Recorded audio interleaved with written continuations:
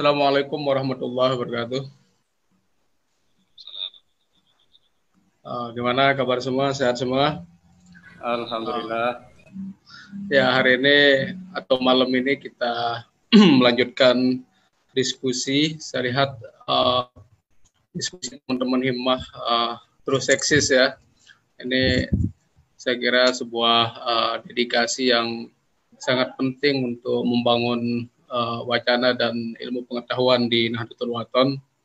Ya mungkin sekarang tidak begitu kelihatan ya bagaimana hasil dari diskusi ini, tapi saya yakin 5 tahun atau 10 tahun ke depan pasti akan diakui karena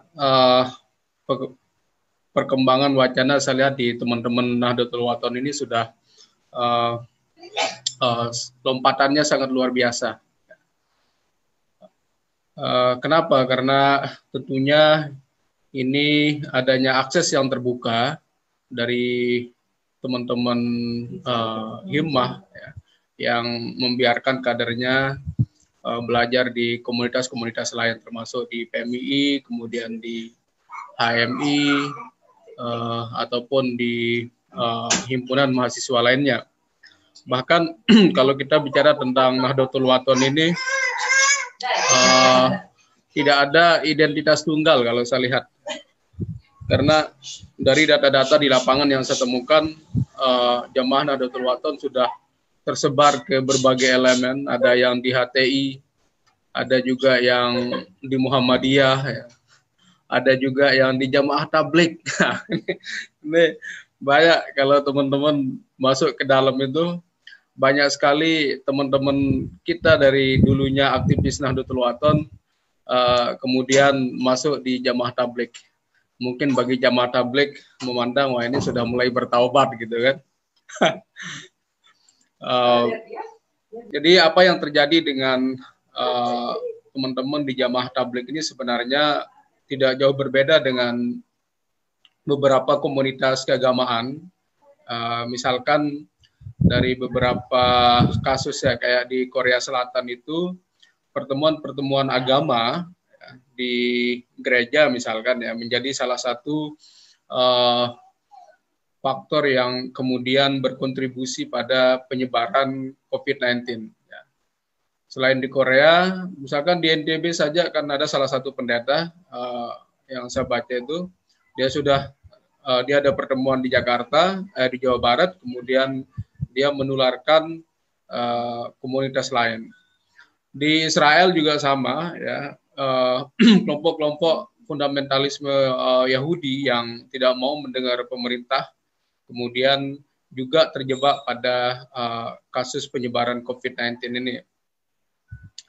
Lalu apa argumen yang kita mau bangun di sini? Argumen saya sebagai peneliti bahwa COVID-19 ini sangat mematikan semua aktivitas manusia, termasuk juga aktivitas keagamaan.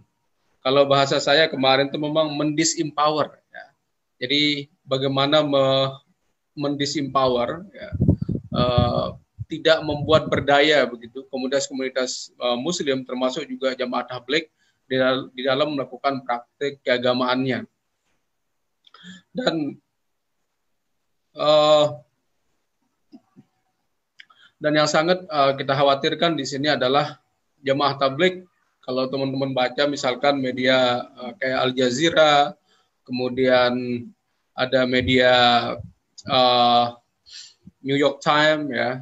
Jadi mereka sangat menyudutkan teman-teman Jamaah Tabligh ini yang kalau saya baca komentarnya itu mereka dianggap in denial dan juga mengignore ya instruksi pemerintah. Bahkan kasusnya Maulana Sa'ad sekarang, salah satu pemimpin tertinggi di India. Jadi Jamaah Tabligh ini sedang mengalami konflik ya. Jadi mereka terbagi dua, ada yang pro India, ada yang pro Pakistan. Dulunya mereka bersatu, ya, sekarang ini terpecah. Ini saya sebagai peneliti khawatir juga kenapa mereka harus berpecah.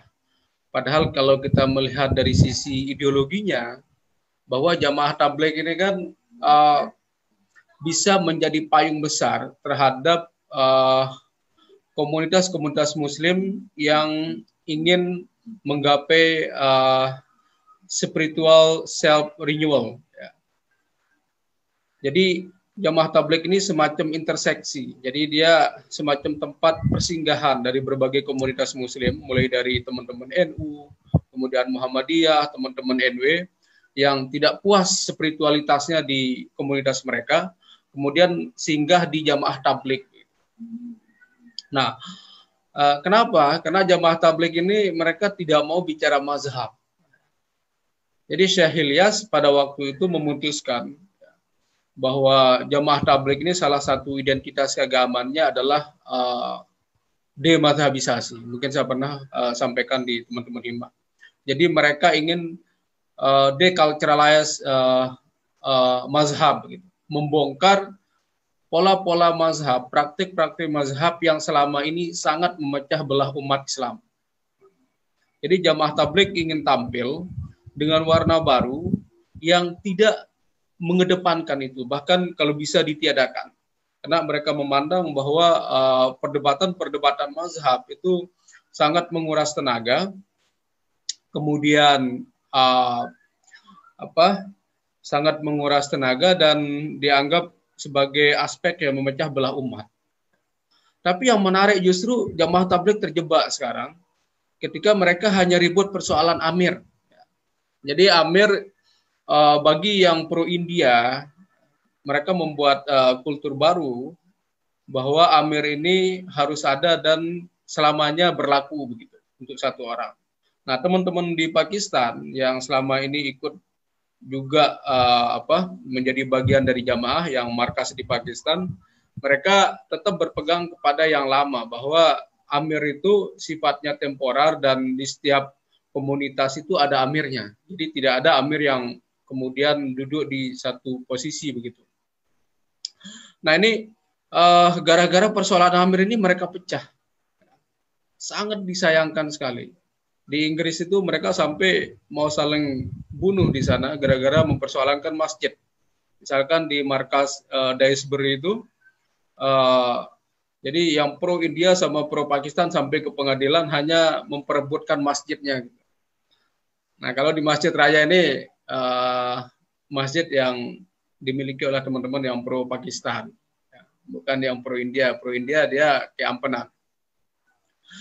Nah ini salah satu karakter yang sangat menonjol di Jamaah Tabligh, bahwa mereka ingin menjadi payung besar yang bisa mengakomodir semua kelompok.